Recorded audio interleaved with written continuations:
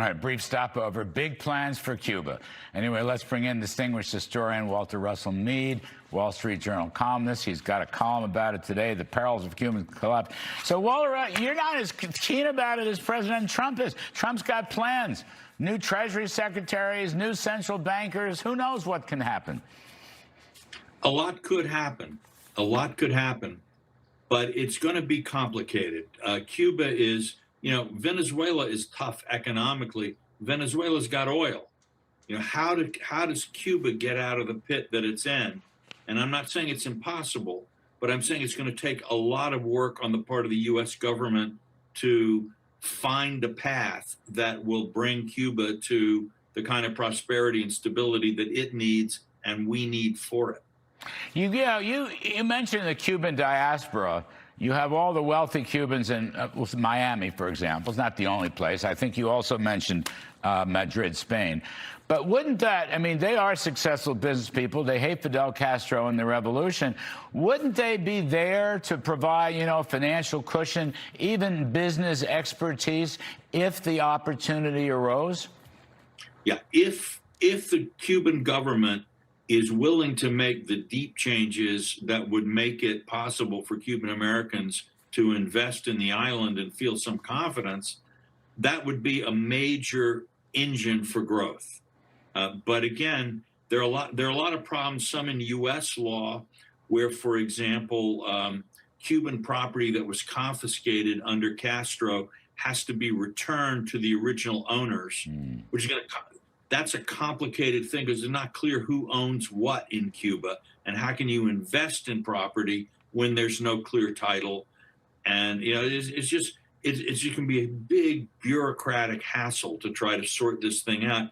And we got to figure out how to keep the money and the investment rolling, even when some of these questions are still unresolved. I mean, how stubborn is the current regime going to be? All right, we're witnessing a bunch of crazy people, in my view, in Iran, okay? Radical Islamists. They don't know civilized right from wrong, for heaven's sake. But Cuba's a little bit different, it seems to me. How bad can Secretary Rubio go down there? He's been negotiating, with Castro's grandson. Is it possible that you could have, a bloodless change in the regime? Larry, all things are possible. All things are possible. But these people have been saying no to the United States since Dwight Eisenhower was president.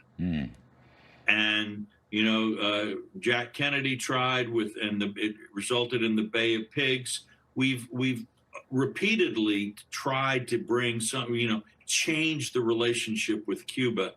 They have not yet been interested. Now, they are in a hole, a deep hole, and they're worried. But the history and the culture of the Cuban army and the Cuban Communist Party, let's just say they're a lot tougher than the Venezuelans. When the Venezuelans needed security, they called in the Cubans because there weren't any Venezuelans they thought could handle it. So your point is Cuba will hang on, but the economy is in total freefall. And we've cut off, as far as I know, we've cut off the oil supply, or most of the oil supply. So I don't know how they can survive, Walter. I agree. But, look at the example of North Korea during COVID. North Korea shut the whole country down. People were starving. And the North Koreans, didn't budge. And that was a demonstration to the world that no matter what sanctions anybody else puts on them, the North Koreans are going to keep going the way the Kim family wants them to do. Now, the Castros in Cuba are not as powerful in the country as the Kim dynasty is in North Korea. And the hunger, they can't just ignore the hunger and the discontent of people the way the North Koreans can, but their whole culture is going to tell them to push. Now, I want this to work. I've been to Cuba many times in the 90s. I've seen the system. I want change. I think it's better for us. It's better for them. And I am glad that the Trump administration is not just letting the Cuba rot. I'm glad they're working on it. I'm only trying to say it's going to take a lot of work and a lot of skull sweat to get us from where we are to where we need to be. And I hope they get us there. Skull sweat. I like that. All right. Walter Russell Mead, as always, thank you for your insights. Appreciate it.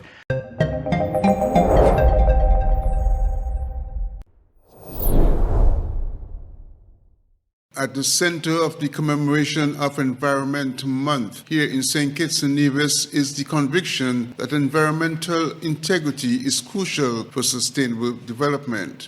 Globally, the focus is on climate action, the call for individuals to get involved and for policymakers to accelerate green growth and specifically to direct urgent action to address the climate crisis. With St. Kitts and Nevis joining the global community to bring greater awareness of the various climate issues, Derion Edmead, Director in the Department of Environment, provides a local perspective to an international observance. This year's observance under the theme Climate Action for Environment, for Empowerment, Togetherness is made possible through the kind support and collaboration of many of our stakeholders. In particular, I wish to extend special thanks to the St. Kitts Nevis Anguilla National Bank for its generous sponsorship and unwavering commitment to environmental sustainability. Corporate sponsorships such as this demonstrate that protection of our environment is not solely the responsibility of the government, but a shared effort requiring the involvement of the private sector, civil society, communities, and individuals. Every action, no matter how small, contributes to a healthier environment. Together, we can continue building a nation that values and protects its natural heritage while creating opportunities for sustainable growth and development. The United Nations Environment Programme plays a key role in pushing the global agenda towards implementing effective climate-resilient programs in UN member countries. Glenn Barth reporting for Television Caribbean, TVC Channel 40.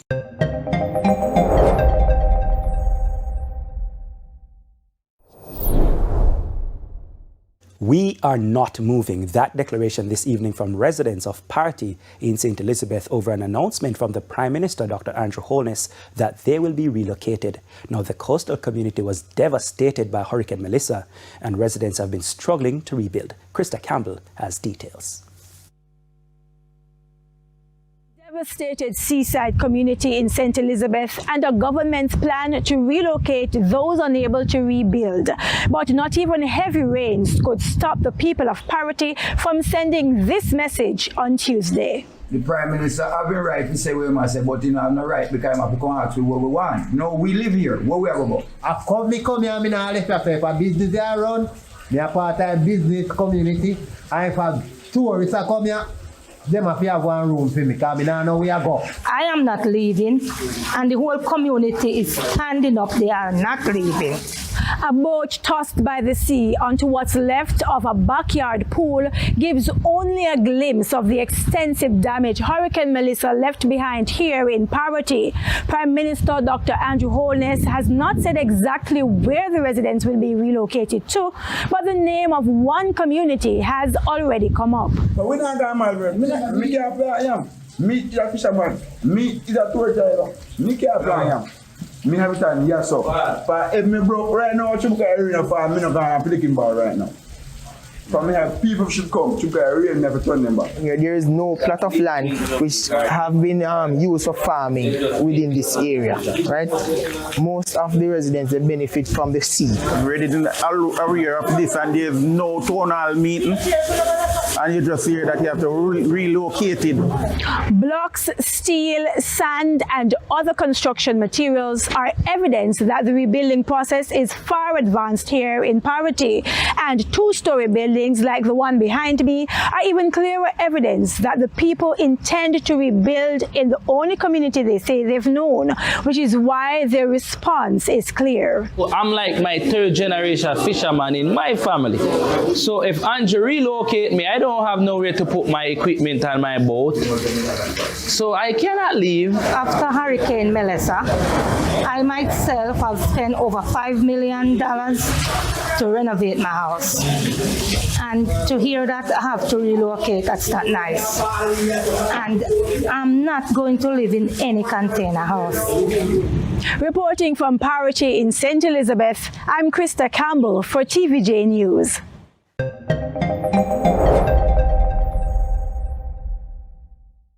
This summer, the Caribbean's premier music experience returns. Welcome to the 28th edition of the St. Kitts Music Festival, featuring the incredible Kilani, Fantasia, Beres Hammond, Luciano, Soca King Marshall Montano, Soca Sensation Voice, and Vaughn. Dancehall giant Movado, Idonia, and the new wave, Valiant. Also featuring Massacre, Cranium, Taurus Riley, Steel Pulse, Dean Fraser and the Black Soil Band, Shanil Mir, Diani, Rodney Tatat, and Zoo. The legendary New Vibes Band International, Brandon and ASAP Band, Shelly and Signal Band, plus Edwin Yearwood and Crossfire, Lucas HE, and Garlic and the Upper Level Band. June 25th to June 27th, Warner Park Cricket Stadium, St. Kitts. Get your tickets now at stkittsmusicfestival.com. The St. Kitts Music Festival, where music meets paradise.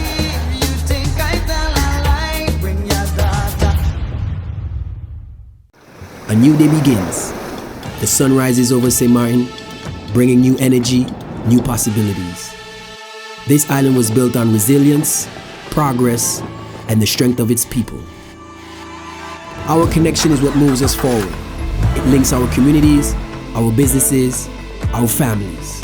From the heart of the island to the shores beyond, we've connected St. Martin. From every street to every home, this network was built for St. Martin by St. Martin hands. Connection isn't just about signals, it's about people. This is your island and your network recharged. Proudly local, we're here for today, tomorrow, and every milestone ahead.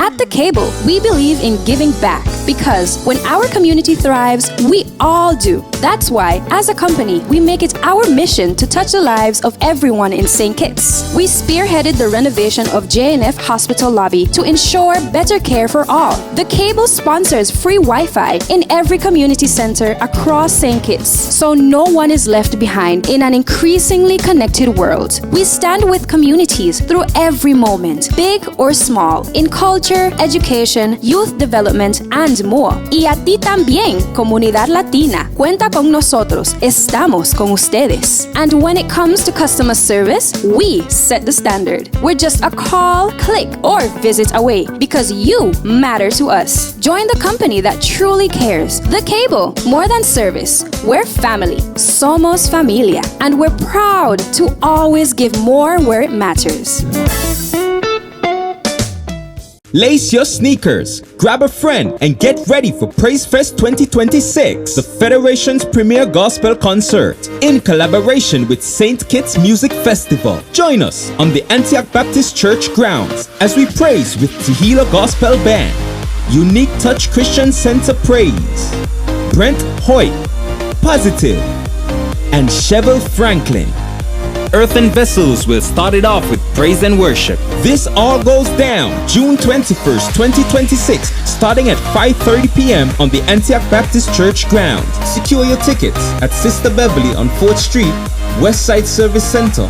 The Cable, Island Flavors, Charlestown, Nevis, or any member of the Antioch Baptist Church. Or you can go online at www.antiochbaptistskn.org. Islander Water Taxis providing $40 round trip from Nevis to St. Kitts. Be first in line for an unforgettable evening.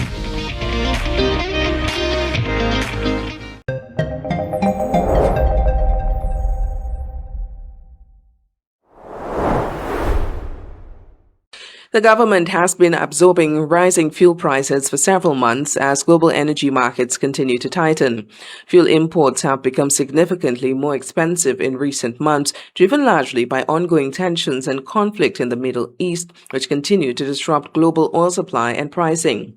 Preliminary estimates indicate that the cost of imported gasoline has increased by about 15%, while diesel costs have risen by as much as 40%. Despite those sharp increases, retail fuel prices for Antigua and Barbuda have remained unchanged. Motorists will continue to pay $14.50 per gallon for gasoline and $14.25 for diesel.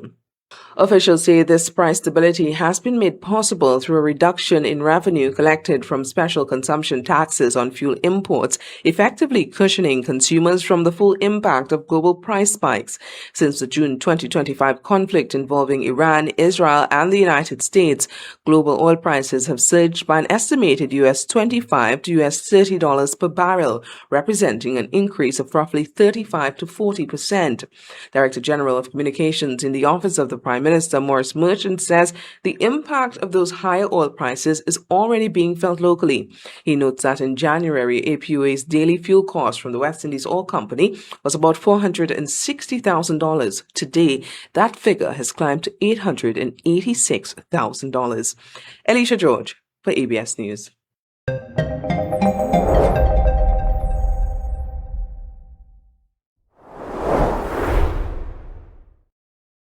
Across supermarkets and stores, consumers have noted higher prices over the past few months. Government officials have openly acknowledged the heavy burden on citizens. The administration argues that external factors, particularly imported inflation, are driving higher prices, as rising costs for imported goods and shipping are passed on to St. Lucian consumers. Emma Hippolyte, Minister for Consumer Affairs, warns that geopolitical conflicts, particularly tensions involving Iran, are compounding the crisis by driving up shipping and fuels costs. She cautions that if these global conflicts persist, St. Lucia could soon face significant constraints in the availability of certain foods and services. Hippolyte also notes that a specialized team within the Ministry of Consumer Affairs is closely monitoring retail prices in an effort to protect consumers from unfair price gouging. Maybe just before I traveled, and that's 2 weeks ago, I asked the director for a detailed report because it is what is due technically to tell us what is happening, how we're performing. So I'm hoping that maybe by next week I should be able to come and see what is happening. In the interim, she's encouraging St. Lucians to eat locally grown foods and to even take up backyard farming where possible. And half of you all there not eating wapin, you all are not eating plantain, you all are only in ramen and chow mein, a lot of things. So I want you to bring that thing home. That when you look at the backyard in your parents' house, how can you plant a few lettuce seeds there? Yeah, that's important. Have that conversation, guys. There are a lot of things you can do differently. So I want you to bring it to the schools. I want you to encourage our fishers. I want us to do different things. Just think of what are some of the things that we can do to consume that you don't have to import. The minister's comments were made during Monday's pre-cabinet press briefing. For the DBS News World, Miriam Montoute reporting.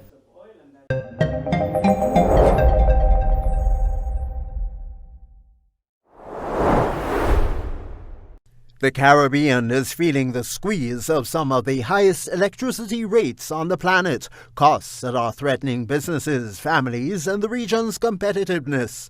This had the Caribbean Development Bank, CDB, bringing together government officials, utility leaders, and financial experts in Nassau, Bahamas last week to demand urgent solutions. CDB's acting coordinator for sustainable energy, Charmaine Gill Evans, says the time for talk is over and the era of implementation begins here. Energy is not an abstract policy issue for the Caribbean. It is the cost that a small business owner cannot absorb. It is the hospital generator that cannot fail. It is the fiscal pressure that squeezes a government's room to invest in its people. And it is the climate vulnerability that reminds us perennially, season after season, that the stakes of inaction are existential. Jill Evans underscored just how high the stakes are. We remain amongst the most dependent on imported fossil fuels of any region in the world, paying some of the highest electricity prices on the planet. That paradox is not just economic inefficiency, it's a development emergency. And we do know what is needed. Experts say outdated infrastructure, regulatory hurdles, and a lack of financing are all keeping alternative energy solutions out of reach for many.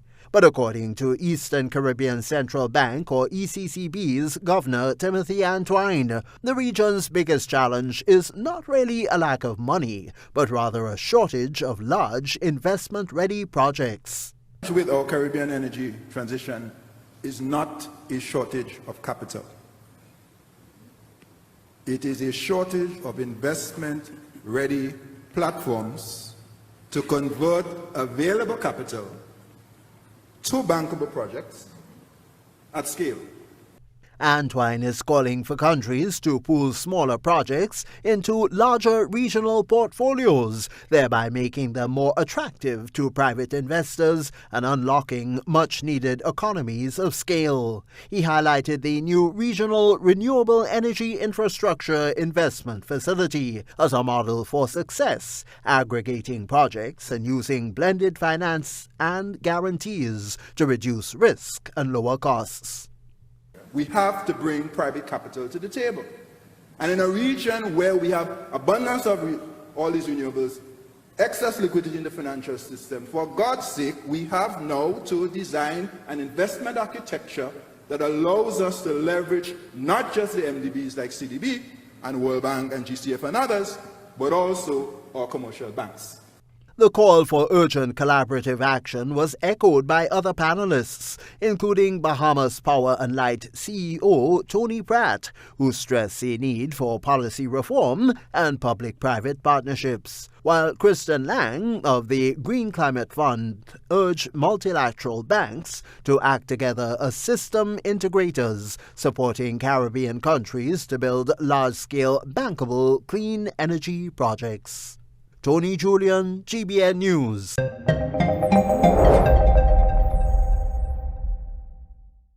This summer, the Caribbean's premier music experience returns.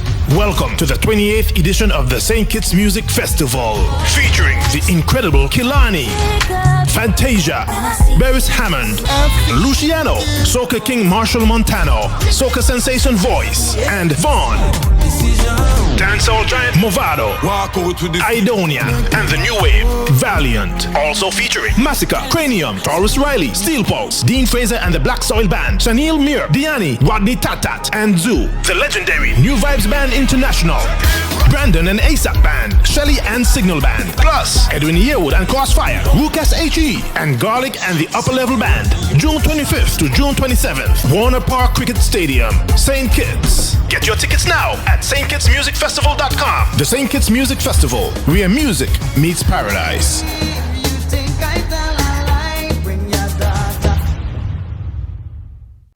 A new day begins. The sun rises over St. Martin, bringing new energy, new possibilities. This island was built on resilience, progress, and the strength of its people. Our connection is what moves us forward. It links our communities, our businesses, our families. From the heart of the island to the shores beyond, we've connected St. Martin. From every street to every home, this network was built for St. Martin by St. Martin hands. Connection isn't just about signals, it's about people. This is your island and your network recharged. Proudly local, we're here for today, tomorrow, and every milestone ahead.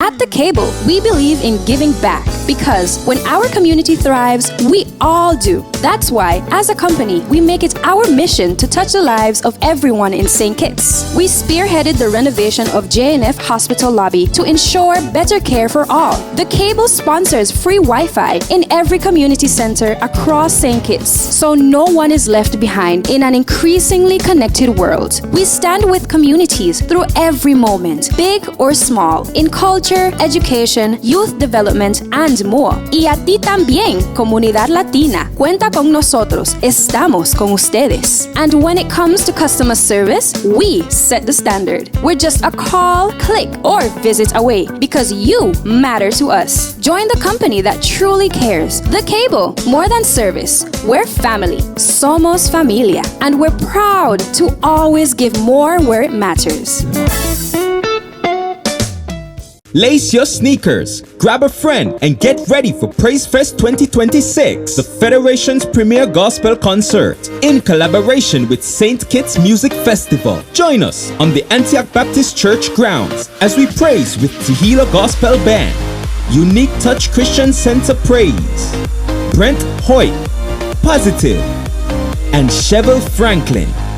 Earthen Vessels will start it off with praise and worship. This all goes down June 21st, 2026, starting at 5:30 p.m. on the Antioch Baptist Church grounds. Secure your tickets at Sister Beverly on 4th Street, Westside Service Center, The Cable, Island Flavors, Charlestown, Nevis, or any member of the Antioch Baptist Church. Or you can go online at www.antiochbaptistskn.org. Islander Water Taxis providing $40 round trip from Nevis to St. Kitts. Be first in line for an unforgettable evening.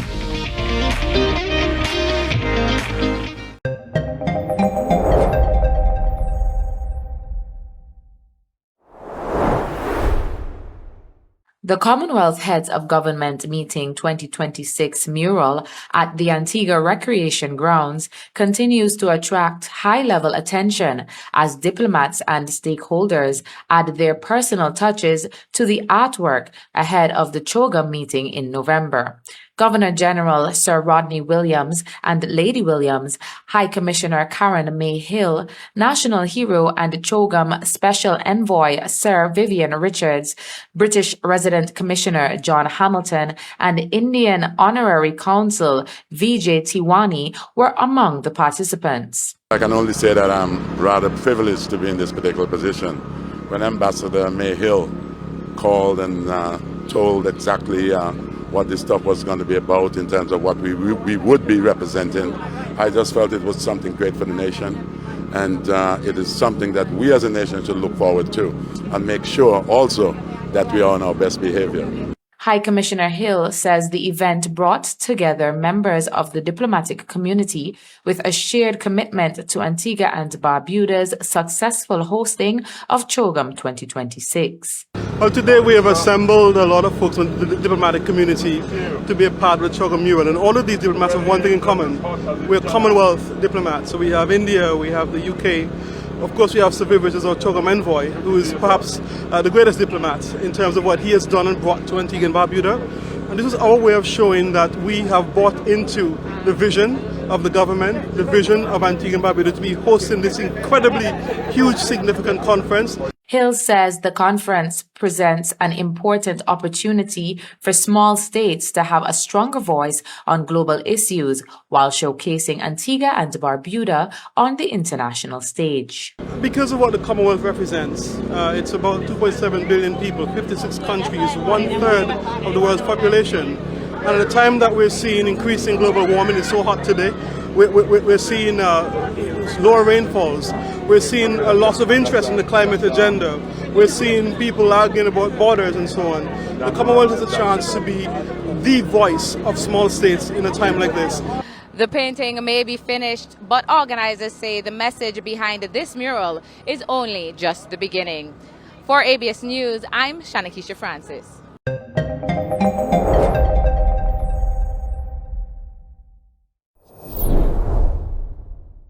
Prime Minister Dr. Andrew Holness says Jamaica must strengthen its disaster preparedness and response systems ahead of future emergencies. Speaking at a National Disaster Council meeting, the Prime Minister outlined several reforms aimed at improving resilience and recovery efforts. Let's get more from Kevin Black. Prime Minister Dr. Andrew Holness is calling for a major overhaul of Jamaica's disaster response system, saying the country must move toward a more integrated and data-driven resilience model following lessons from Hurricane Melissa. He says ODPIM must be transformed into a full national resilience agency with stronger coordination across government and emergency partners. ODPIM is an absolutely important institution, but for many years not having been tested, it has become inward-looking and essentially existing for existing's sake. And the organization needs real intervention. Additionally, Dr. Holness renewed his call for a national identification system, saying it would improve the delivery of disaster relief. You had to go through a registration process in COVID to get the grant. Then you had to go through a registration process in Beryl, and you had to go through a registration process in Melissa. if there were just one unique registration number with your registration ID linked into a national database. There would be no need for this very laborious process. The Prime Minister also credited Jamaica's fiscal preparedness for the country's post-storm response. This government was able to respond immediately because for the first time in a long time, this government was able to save for a disaster. Government planned, put in place a catastrophe bond, which yielded a payment, and then we used the funds strategically for the recovery of critical public services. Kevin Black reporting for CVM News.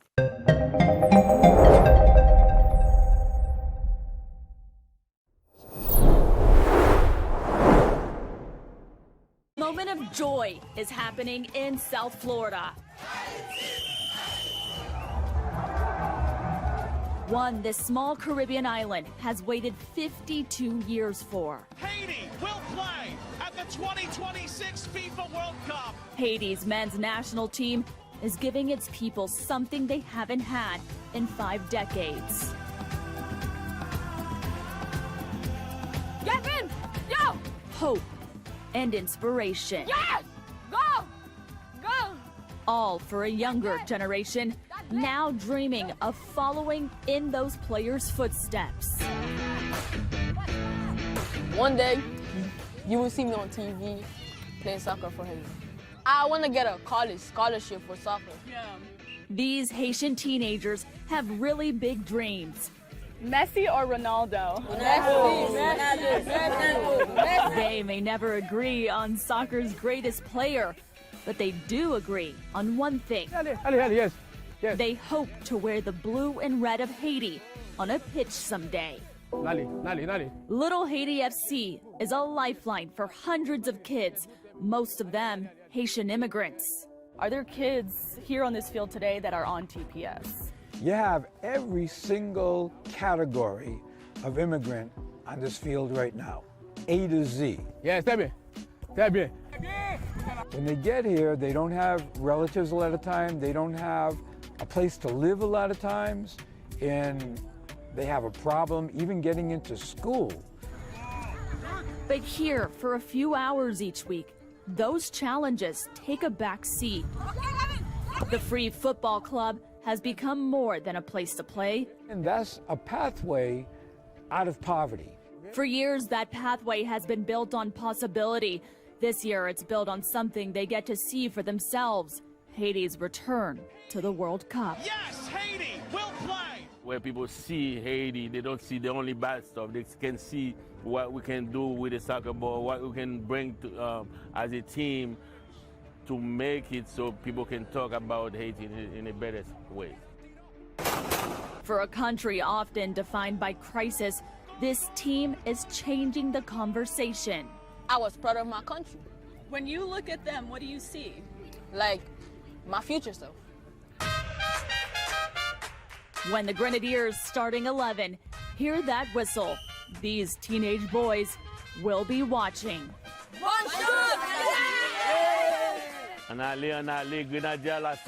And it turns out the Haitian national team is already watching them. To do something that impacts more than just yourself is amazing. So to see that they're so excited for it makes me happy, and it just, I think a lot of guys would see that and it will motivate them to do their best. Any response to them? Messi and Bill.